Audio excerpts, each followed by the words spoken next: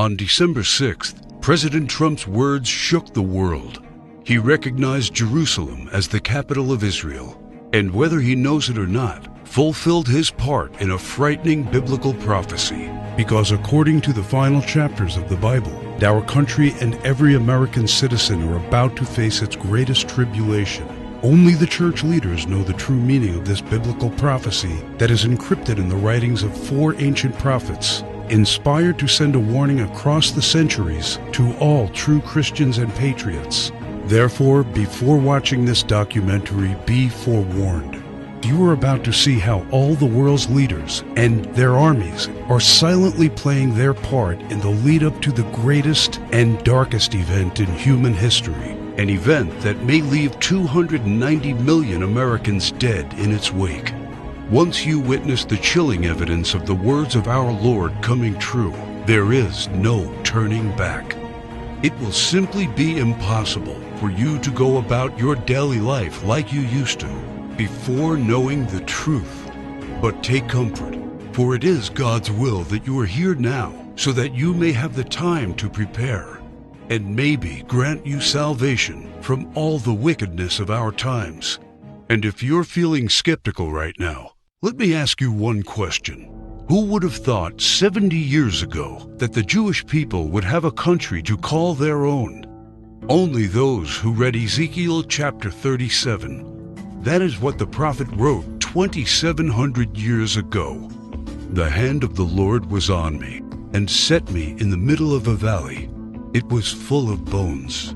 Then he said to me, "These bones are the people of Israel, my people. I will take the Israelites out of the nations where they have gone. I will gather them from all around and bring them back into their own land. I will make them one nation in the land on the mountains of Israel." Word by word, the prophecy made by Ezekiel came true. In 1947, the nation of Israel was born after the horror of the Holocaust, symbolized by the Valley of Bones. Scattered for more than 2,000 years, the Jewish people come from all over the world into this new state and made it an economic and military power. Yet, it was not whole. Israel needed Jerusalem to become its rightful capital again, and that only happened with the support of President Trump. However, to the north of Israel, other biblical prophecies have come true. The prophets Isaiah and Jeremiah write about this Syrian civil war. This is what the prophet Isaiah says: "Damascus will no longer be a city, but will become a heap of ruins." And these are the words of Jeremiah: "Damascus has become feeble. She has turned to flee, and panic has gripped her. Anguish and pain have seized her. Surely her young men will fall in the streets." For 5,000 years, the capital city of Syria stood as one of the oldest and most prosperous cities in the world. But the civil war began in 2011 and turned it into a ruin. Not only do the prophets talk about the war, but also the refugee crisis and the deaths of its men fighting for one side or the other. The army of Syrian dictator Bashar al-Assad has been fighting the rebels backed by the United States, Israel, Turkey, Jordan, and Saudi Arabia, and ISIS terrorists. In 2015, Bashar al-Assad was at the brink of total defeat. Yet exactly at that time, another biblical prophecy was fulfilled. Ezekiel 38 tells of Russia coming to the border of Israel. The word of the Lord came to me: "Son of man, set your face against Gog of the land of Magog. I will turn you around, put hooks in your jaws, and bring you out with your army.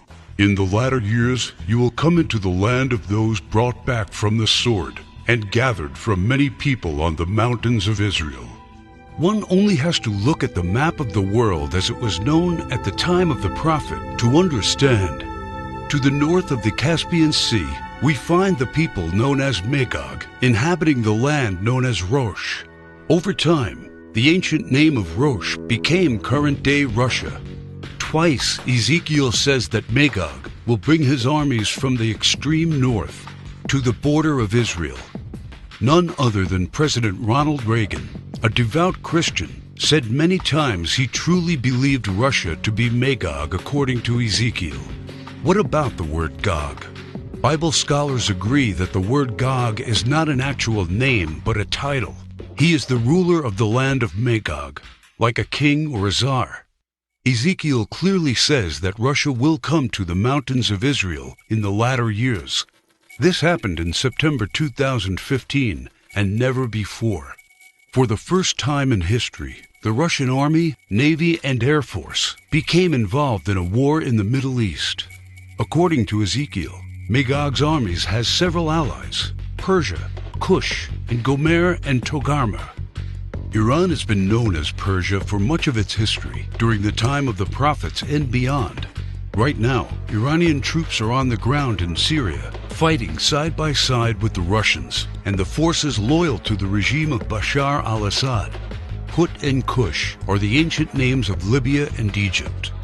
Egypt and Libya both suffered civil wars, and the new leadership is very friendly to the Russians. But the greatest surprise is the land known to Ezekiel as Gomer and Togarmah. The historian Flavius Josephus references Togarmah and Gomer as the people that lived on the territory of present-day Turkey. In fact, Turkish history books identify these tribes as living on their land at the time of the prophets. 3 years ago, Turkey was a strong NATO ally, but everything changed after the failed coup attempt in 2016. Now, Turkey has become increasingly hostile to NATO and the United States. It forced NATO to remove forces from its bases. It's buying weapons from Russia. It fully condemned the idea of Jerusalem becoming the capital of Israel. And in fact, right now, the Turkish army is in Syria, fighting to defeat the enemies of the Syrian dictator. The End Times Alliance, prophesied in the first verses of Ezekiel chapter 38, has already been formed. Never in the history of mankind has there been an alliance between Russia, Iran, and Turkey. Now, one final prophecy needs to be fulfilled before the start of World War III. We saw how Jeremiah predicted the destruction of Damascus in chapter 49, but there is one more thing he wrote about that has not happened yet.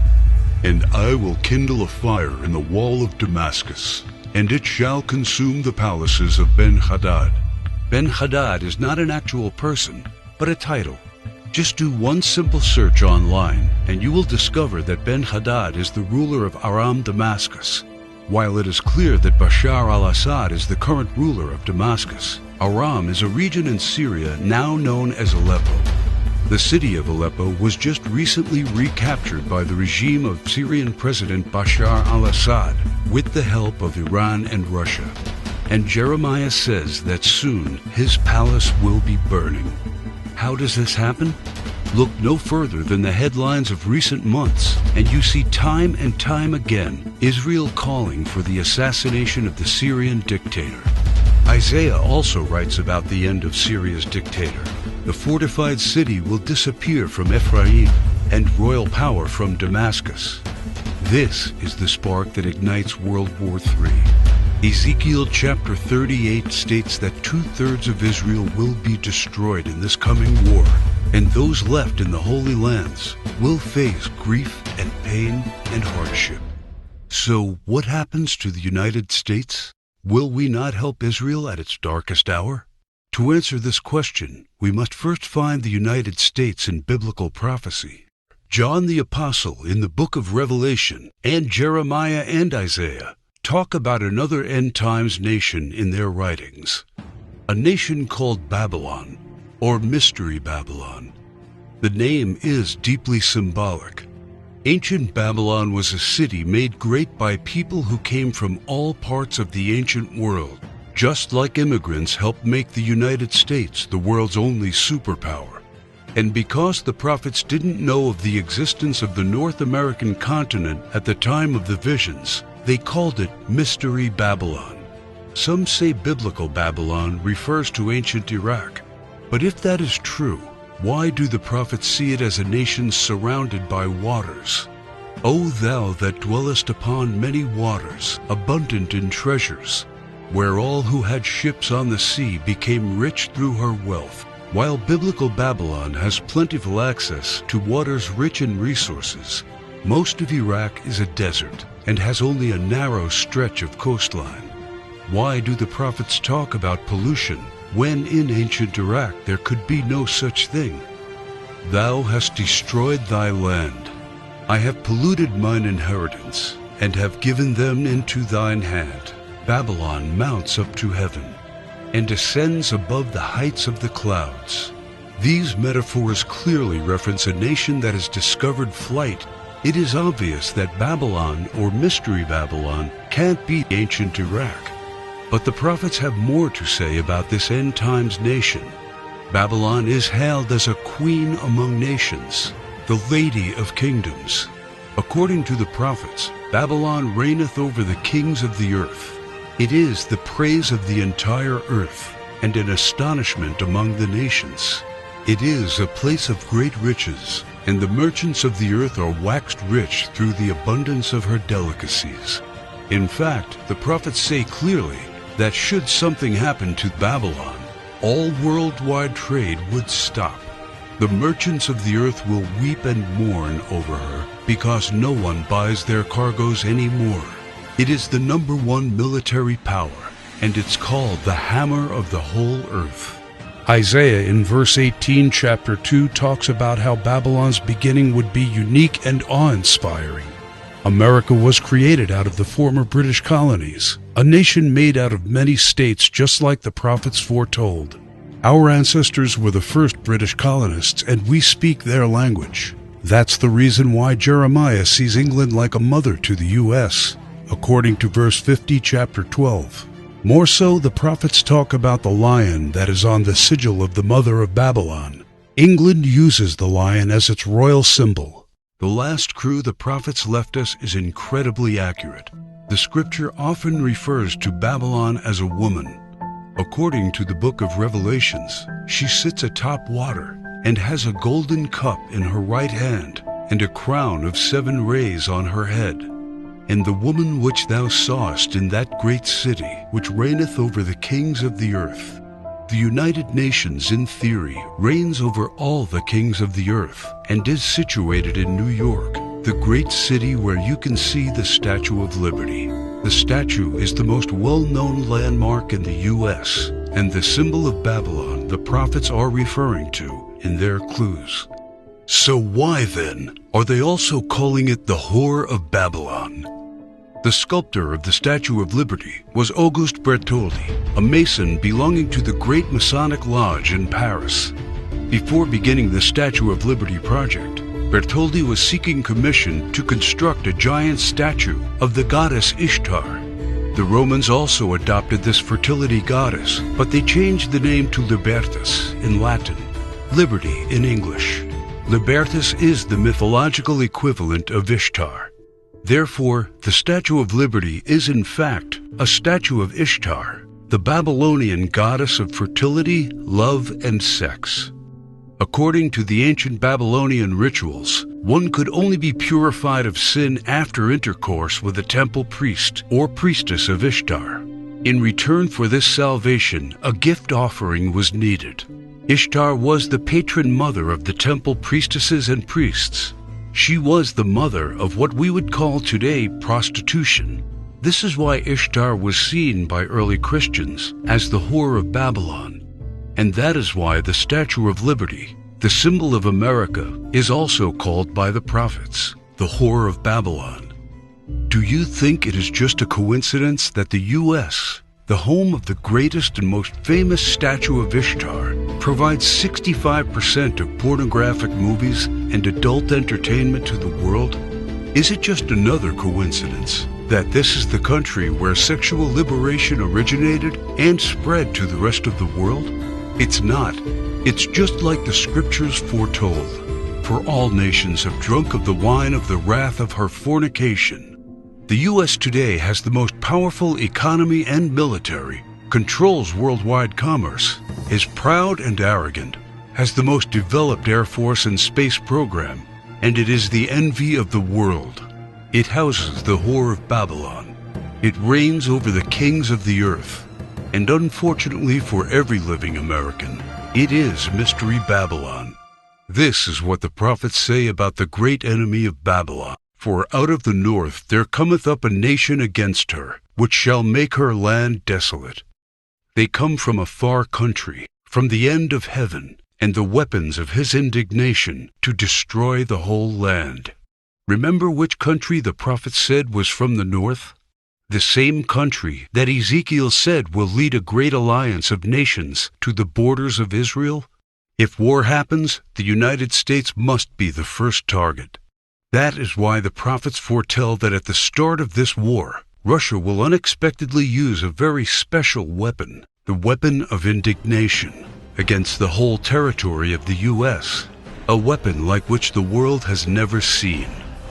The Holy Book shows how Babylon will feel the fury of this terrible weapon. This weapon will hit our entire country, and all our defenses will be in vain.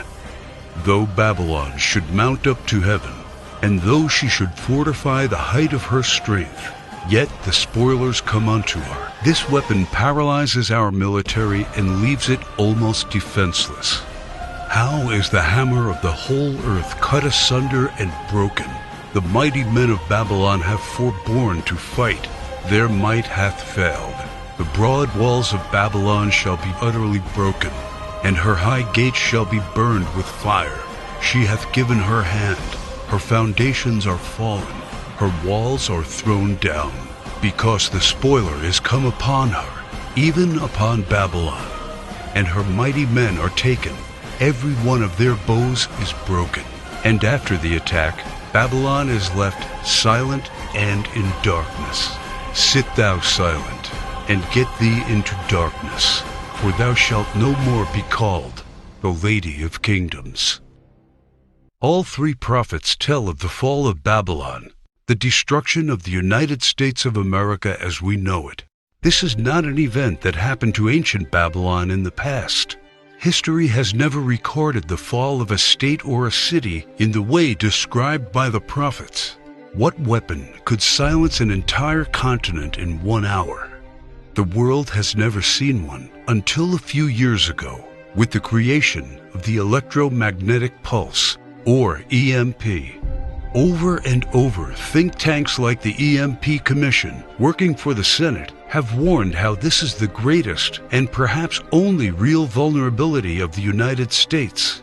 Yet no administration has done anything about it.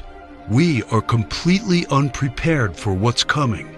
Every report says the same thing. This event can wipe out 90% of Americans, and all it takes is just one warhead to be detonated above the United States to take us back to medieval times. The lasting effects will destroy society as we know it, exactly as the scriptures predicted. Therefore shall her plagues come in one day, death and mourning and famine. Without hospitals or pharmacies being able to function, people won't be able to take their necessary medication. Without running water, heat, and garbage disposal, diseases will break out. As cars and trucks stop running, market shelves will become empty. Desperate people will become looters, and there will be food riots. There will be no police, no law, no health care, no help. It will all descend into chaos and confusion, a complete collapse of everything we take for granted today. As the prophet Jeremiah says, "And it shall be, when thou hast made an end of reading this book, that thou shalt bind it to a stone, and cast it into the midst of Euphrates. And thou shalt say, Thus shall Babylon sink, and shall not rise from the evil that it will bring upon her. And this is the start of the time of tribulation and sorrows. For then shall be a great tribulation, such as was not since the beginning of the world to this time, no, nor ever shall be." And yet, the prophet shows that there is still hope. But the ones who endures to the end will be saved. The message couldn't be any clearer. The warnings are there so that only the ones who believe the words and warnings of our Lord and prepare will be saved.